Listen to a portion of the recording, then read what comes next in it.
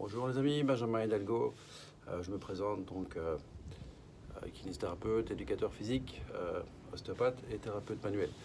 En cette période de confinement, on a besoin d'un petit peu d'exercice. Alors si vous avez un minimum de matériel, comme par exemple deux sangles élastiques, les oranges qui sont un peu plus dures que les autres, plus rigides, ou les vertes en dessous qui sont plus souples, un tapis, un point d'accroche bas ou d'ancrage bas ou moyen.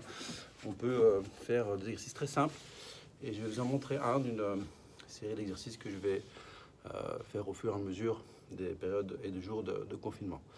Premier exercice, toujours polyarticulaire pour avoir une métabolisation optimale, c'est-à-dire vraiment un maximum de muscles qui travaillent, et pour éviter la routine et l'ennui, tout simplement aussi, pour aussi avoir une meilleure coordination musculaire et simplement plus de dépenses en termes de kilocalories et plus de travail neuromusculaire. Donc tout d'abord, je vais vous démontrer le mouvement en deux phases.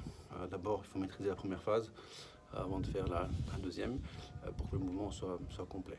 Et donc on va le faire après un petit échauffement que vous avez fait, basique. On commence la série, d'accord, par le premier exercice, la première étape. On vient simplement d'abord vraiment venir mettre les sangles ici en bandoulière, comme un sac tout simplement. On est assis talons-fesses et je pars tout simplement vers l'avant, donc en gainage.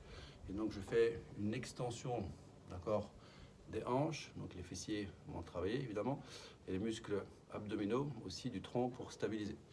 Une fois que je maîtrise bien ce mouvement-là, je vais en même temps faire une extension des coudes vers l'avant, comme ceci. D'accord, donc il faut s'assurer évidemment d'avoir une bonne prise au niveau des poignets. Donc on part de là, extension, une fois que j'ai une extension du tronc, extension des coudes vers l'avant. Une fois qu'on maîtrise bien le mouvement, on le fait de manière plus fluide. Inspirez au point de tension maximale. Expirez. Inspirez. Et donc chaque fois qu'on a un point de tension optimal, on va expirer.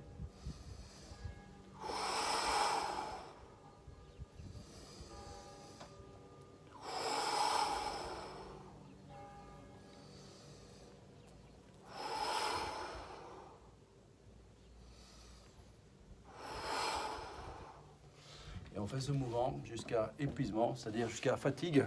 Quand vous n'arrivez plus à contrôler la qualité du mouvement, c'est que la quantité est suffisante. Et à ce moment-là, on passera à un deuxième exercice que je vous montrerai demain. Voilà, à bientôt. Entraînez-vous bien, prenez soin de vous.